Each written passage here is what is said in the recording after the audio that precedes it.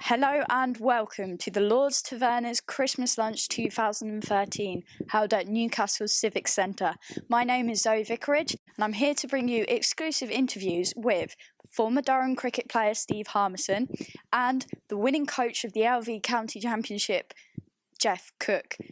Obviously, Durham, as a venue, hosted one of the tests this year. That must have been a fantastic achievement for the whole club. Oh, look, it's 20 years ago when Durham first started, that was one of the visions. Vision is a corny word, often used in sport, but it really was. It was a realistic aim for for the club, brought about by administration of part-timers, really, of volunteers. And one of the visions was to bring international sport to the northeast, and they did that last year. It doesn't get better than that. 4 days, England versus Australia, full house every day, exciting game.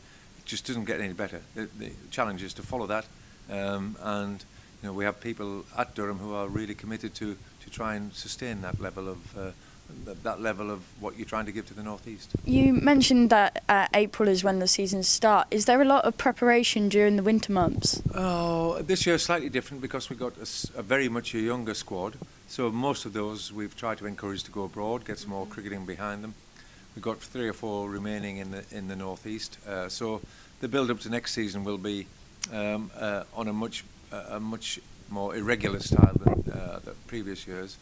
But nevertheless, come March, we'll be ready to play some cricket. The pre-season opener is Abu Dhabi, and it'll be a great chance for the team to get together again and get ready for doing justice to this area. Will you still try to keep an eye on Durham, and how do you think their next season will go? I will always keep an eye on Durham. I've been there from more or less the start. I don't see me being anything other than a Durham fan or an England fan.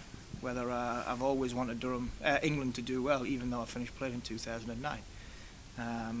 And Durham is such a big part of my life. Mm-hmm. It's made me the person I am. The people at Durham, Geoff Cook, who is obviously here today, the people like that have made me the person that I am. So I'll never ever forget that, and I will make sure that the people that come through Durham will always be remembered, or will always remember the traditions that Durham have, because we are unique in a way that in 1992 we became a first-class county. Mm-hmm. Other counties were from the 1900s and whatever. So when it comes to history, me, Paul Collingwood, Neil Killeen, Jonathan Lewis, Dale Benkenstein, Simon Brown, the list goes on. We are the history of Durham. So it's important that these people remind the young players that have won that trophy that this is what the history is, and they move the history on. And we just move through, and the club will stay. So what benefits the club is the most important thing. So I will always be at Durham, one way or another, whether it's a fan, whether it's involved. I'm pleased to say I will not be playing anymore because my body can't do it anymore, but I will always be there because of what Durham have done for me.